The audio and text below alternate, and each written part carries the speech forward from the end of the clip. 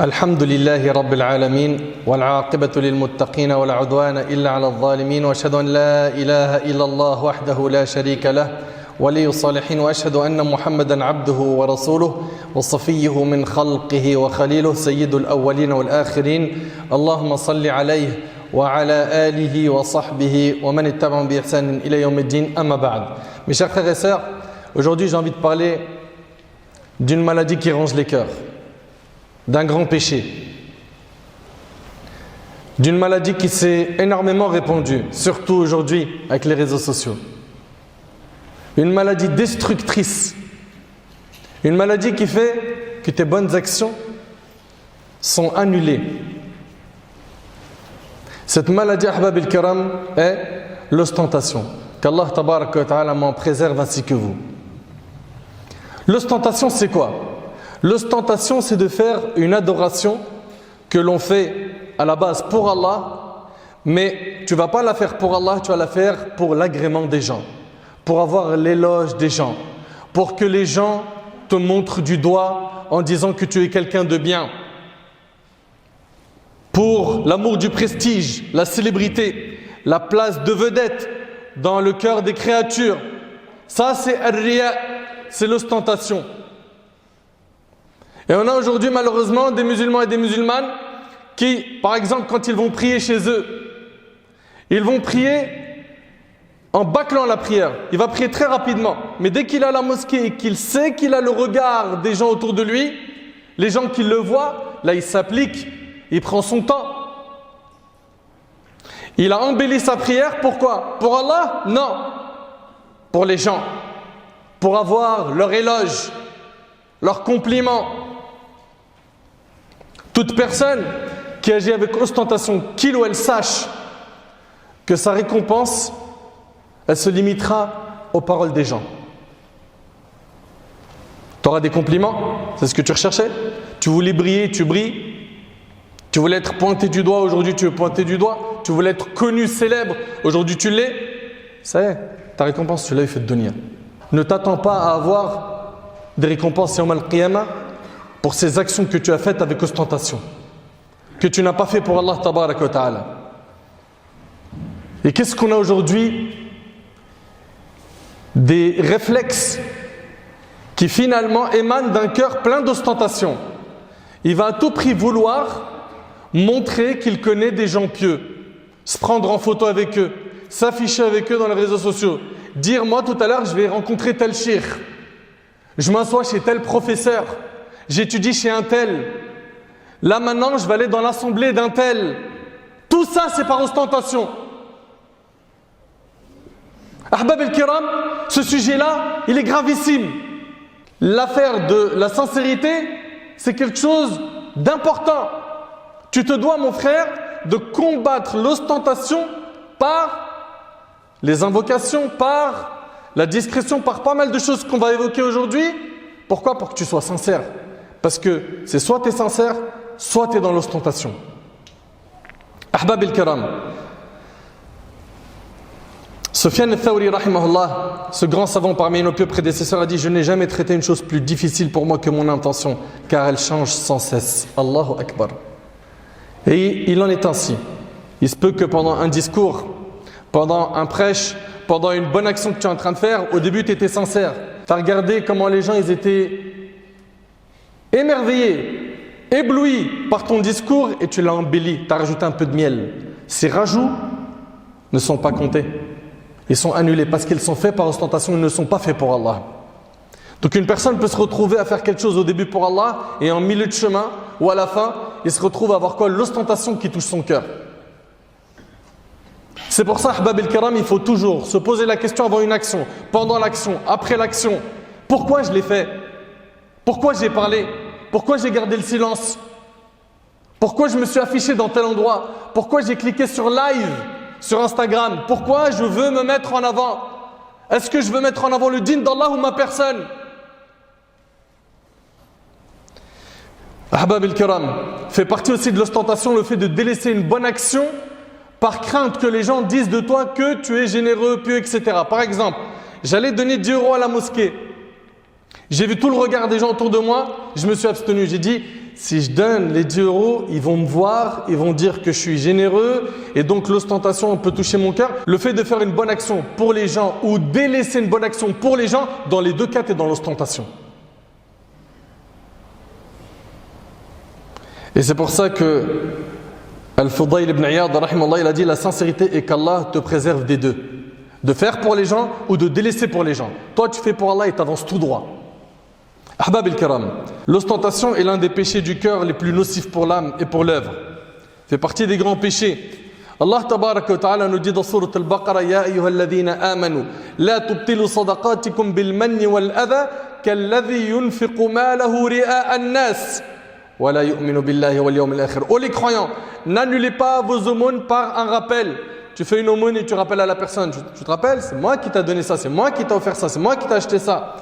N'annulez pas vos aumônes par un rappel ou un tort par la langue par exemple, comme celui qui dépense son bien par ostentation. On voit bien ici dans le verset que celui qui agit par ostentation, son œuvre est vaine. Comme celui qui dépense son bien par ostentation devant les gens sans croire en Allah et au jour dernier.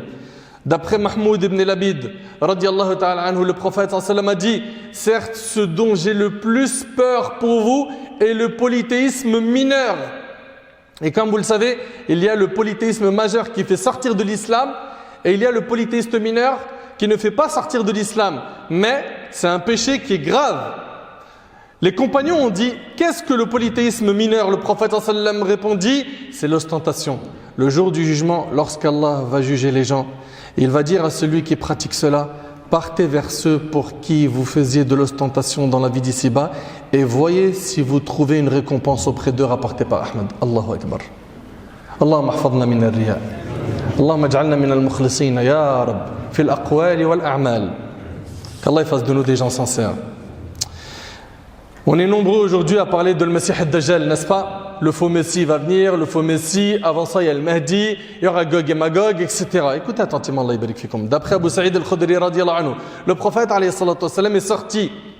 Il est sorti vers nous alors que nous nous rappelions le Dajjal. Et le prophète sallam nous a encouragés à parler du Dajjal. Mais écoutez bien, alors il a dit, voulez-vous que je vous informe de ce que je crains pour vous plus que le faux Messie? Quelle chose que je crains pour vous plus que le Messie ad-Dajjal? Ils répondirent, bien sûr au messager d'Allah. Il dit, le polythéisme caché. La personne se lève pour prier et embellit sa prière car elle sait qu'une personne l'observe, rapporté par Ibn Majah. T'arrives à imaginer mon frère, t'arrives à imaginer ma sœur, que le prophète sallam il craint pour nous l'ostentation plus que le Messie ad-Dajjal? Est-ce qu'on prend conscience de cela? Ahbab al-Kiram, vous le savez très bien que le jour du jugement, les trois premiers qui comparaîtront de notre communauté, comme c'est dans le hadith d'Abu Hurayra rapporté par l'imam Muslim, ce sont quelqu'un qui a combattu pour Allah, qui est mort martyr, quelqu'un qui a appris la science, il a appris le Coran, et quelqu'un qui était généreux, qui a fait beaucoup d'aumônes. Les trois, Allah subhanahu wa ta'ala, il les fait comparaître, il leur fait reconnaître ses bienfaits, et leur demande, qu'as-tu fait pour moi? Et le premier qui dit, j'ai combattu pour toi, et je suis mort en martyr. Le deuxième, j'ai appris la science, je l'ai transmise à autrui. J'ai appris le Coran, je l'ai enseigné. Le troisième, je n'ai pas laissé une porte de bien sans y dépenser. Et à chaque fois, qu'est-ce qu'ils vont entendre? Tu as menti.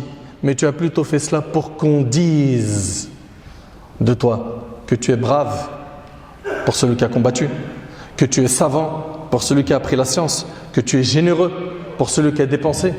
Waqad qil. Et cela a été dit. Ta récompense, tu l'as eue. Tu voulais des fleurs, tu voulais des éloges, tu voulais marcher dans la rue et être reconnu, tu l'as eu ta récompense, tu cherches quoi? Ensuite, Allah ordonnera qu'on le traîne sur son visage jusqu'à ce qu'il soit jeté dans le feu, qu'Allah nous en préserve. D'après Jundub ibn Abdillah radiyallahu anhu, le prophète sallallahu alayhi wa sallam a dit, quiconque fait parade de ses œuvres par ostentation, c'est-à-dire il montre ses œuvres par ostentation, Allah dévoilera ses intentions corrompues le jour de la résurrection et étalera son scandale devant les gens, rapportés par Bukhari et Muslim. Allah mahfadna ya Rabb. Allah masturna fawqa al-ard wa tahta al-ard wa yawm al-ard alayk. T'imagines un petit peu mon frère que tu es là en train de dévoiler tes bonnes actions, tu es en train de les étaler et à la fin Allah subhanahu wa ta'ala il dévoile ton vrai visage le jour du jugement et c'est un scandale D'après Mu'adh ibn Jabal radiallahu anhu, dans le même sens, le prophète sallallahu alayhi wa sallam a dit tout serviteur qui agit ici-bas en vue de se faire une réputation ou de se mettre en évidence verra Allah dévoiler sa mauvaise intention devant toutes les créatures le jour de la résurrection. Rapporté par At-Tabarani avec une chaîne de transmission qui est bonne. Subhanallah. Ahbab al-Kiram, ces bonnes actions qu'on fait, on doit les faire pour Allah. On ne doit pas les faire pour les gens. Le jour du jugement, tu n'as pas de compte à rendre aux gens. Tu as des comptes à rendre à ton Seigneur, Azza wa Jal. Sois intelligent. Et puis, médite un petit peu. Si ces personnes aujourd'hui, pour qui tu fais le maximum d'efforts, de bonnes actions, pour t'acheter une belle image, s'ils connaissaient ta réalité, tu penses qu'ils seront proches de toi jusqu'à aujourd'hui? Allah tabaraka ta'ala connaît ce que chacun d'entre nous vaut. Œuvrons avec sincérité. D'après Abu Hurayra radiallahu anhu, le prophète sallallahu alayhi wa sallam a dit, Allah exalté soit-il a dit, je n'accepte pas que l'on me donne des associés. Celui qui accomplira un acte d'adoration dans lequel il m'aura donné des associés, je l'abandonnerai à son polythéisme, rapporté par l'imam Muslim. Ali ibn Abi Talib radiallahu anhu a dit, écoutez attentivement s'il vous plaît, barakallahu fikum, ce sont des paroles poignantes. Il a dit, lil mura'i arba'u alamat. Il a dit, l'ostentateur a 4 signes. Il fait preuve de paresse dans les adorations lorsqu'il est seul. وَيَنْشَطْ إِذَا كَانَ فِي النَّاسِ. Il est motivé dans les adorations lorsqu'il est avec des gens. وَيَزِيدُ فِي الْعَمَلِ إِذَا أُثْنِيَ عَلَيْهِ. Il augmente ses bonnes actions lorsqu'il reçoit des éloges. وَيَنْقُصُ إِذَا ذُمَّ. Et les diminue lorsqu'il reçoit une critique. Faisons le bilan avec nous-mêmes. Quand on est seul, ça nous arrive d'ouvrir le mushaf, le Coran. Quand on est seul, ça nous arrive de nous dire, allez, je vais rester un petit peu avec moi-même, je fais un peu de dhikr, j'évoque Allah subhanahu wa ta'ala, je lave mon cœur. Quand on est seul, ça nous arrive de dire, tiens, j'ai envie de rajouter des prières surrogatoires avant dhuhr, après dhuhr. Ou est-ce qu'on est tout le temps obligé de faire cela quand il y a des gens pour s'acheter une image? À un moment donné, il faut se remettre en question. Les gens, tu leur dois rien le jour du jugement. Sois clairvoyant, sois intelligent. Non, aujourd'hui, chaque bonne action, il jeûne lundi et jeudi, il fait tout pour que les gens le sachent. Oh là là, comment j'ai soif. J'ai les lèvres là, elles sont collées. Tu veux de l'eau? Non. Vas-y, tiens, prends un verre d'eau. On est lundi, mon frère. Ouais, excuse-moi, lundi est... Tu sais très bien, lundi, je jeûne, mon frère. C'est quoi ça? C'est quoi ça?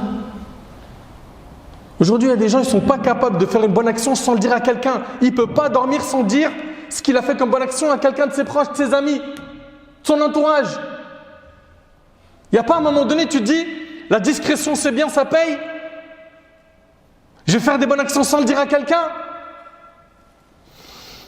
La hawla wa la quwwata illa billahi al-ali al-azim. Allahumma rzuqna al-ikhlas fi al-qawli wal-amal. Ya Allah, accorde-nous la sincérité dans les paroles et les actions. Bien évidemment, ahbab al-kiram, on a dressé un constat amer, mais sachez qu'à chaque fois qu'il y a une maladie, il y a son remède. Le prophète sallam a dit, soignez-vous, serviteurs d'Allah, car Allah n'a pas mis une maladie sans qu'il lui donne un remède. Il y a un remède à tout. Il y a un remède à tout. Le prophète à la fin du hadith, il dit, sauf une maladie qui est la mort, rapportée par l'imam Ahmed. Ahbab al-kiram, pour pouvoir soigner cette maladie, la première des choses, il faut apprendre à connaître Allah, à vénérer Allah tabarak wa ta'ala. Le connaître comme il le faut, le craindre en secret, en public. Avoir espoir en lui et en sa miséricorde, et également avoir peur de son châtiment. Ahbab al-kiram, mon frère, ma soeur, pense à ce qu'Allah a préparé aux sincères. Que les éloges ne t'atteignent pas. Rappelle-toi au moment de l'éloge de ce que les gens ne connaissent pas de toi. Rappelle-toi de cela. Ne parle pas de toi en te jetant des fleurs. On a des gens, c'est incroyable. À chaque fois qu'ils parlent, ouais, mais je te l'avais déjà dit ça.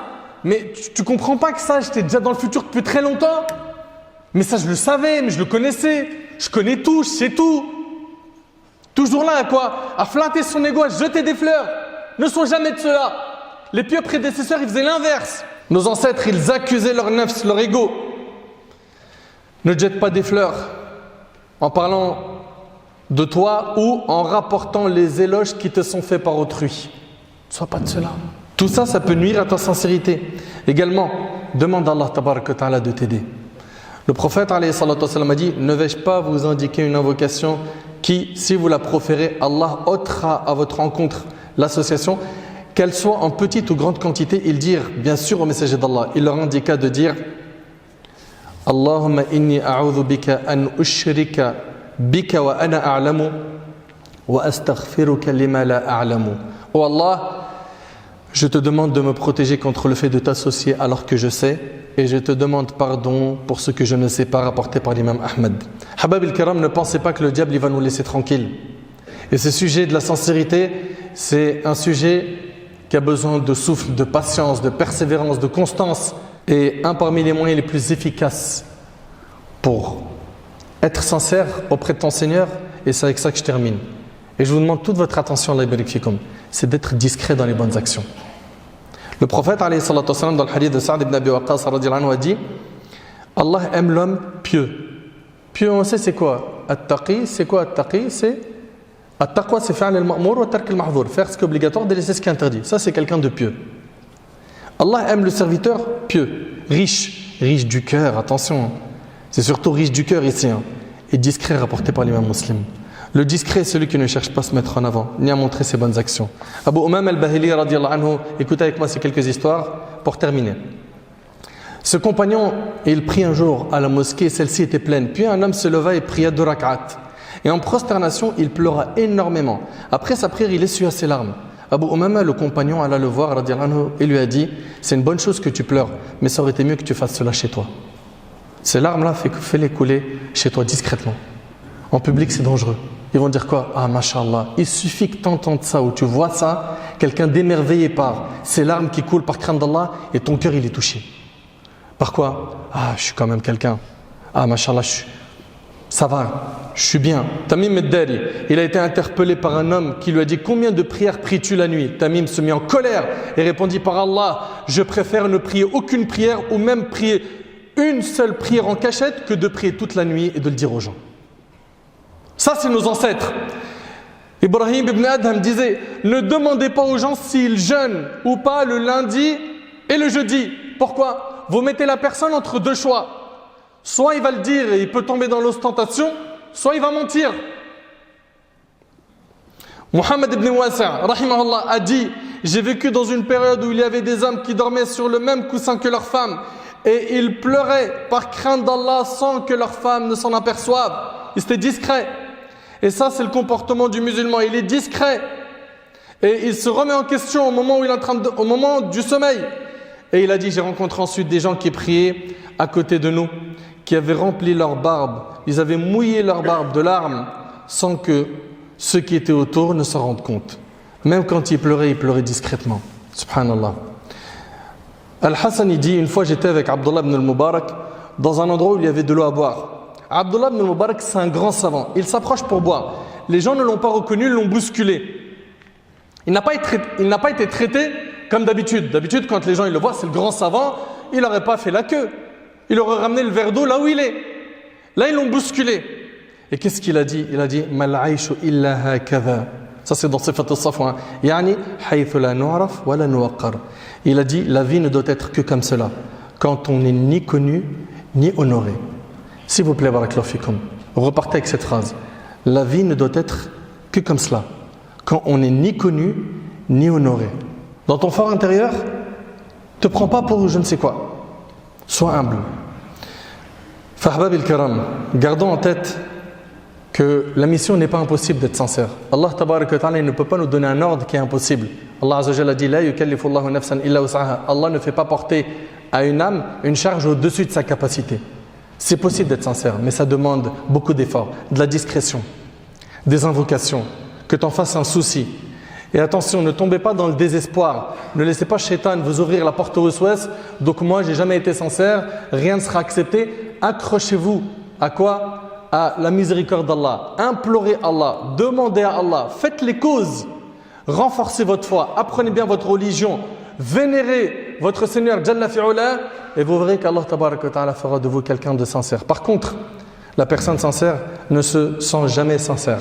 Et c'était comme ça qu'étaient les compagnons radiyallahu anhum. Le jour où tu vas dire, moi c'est bon, je suis sincère, comme nos ancêtres ils disaient, quiconque vend en lui de la sincérité, sa sincérité a besoin de sincérité. Enfin, chacun d'entre nous, il doit faire l'effort et c'est pas un petit sujet, c'est un sujet qui est très important. An-niyya, dans plusieurs livres de hadith, c'est d'ailleurs par cela que commencent les savants, commencent par la sincérité. Faisons l'effort nécessaire et j'implore Allah tabaraka wa ta'ala de m'accorder ainsi qu'à vous la sincérité. J'implore Allah tabaraka wa ta'ala de m'écarter ainsi que vous de l'ostentation.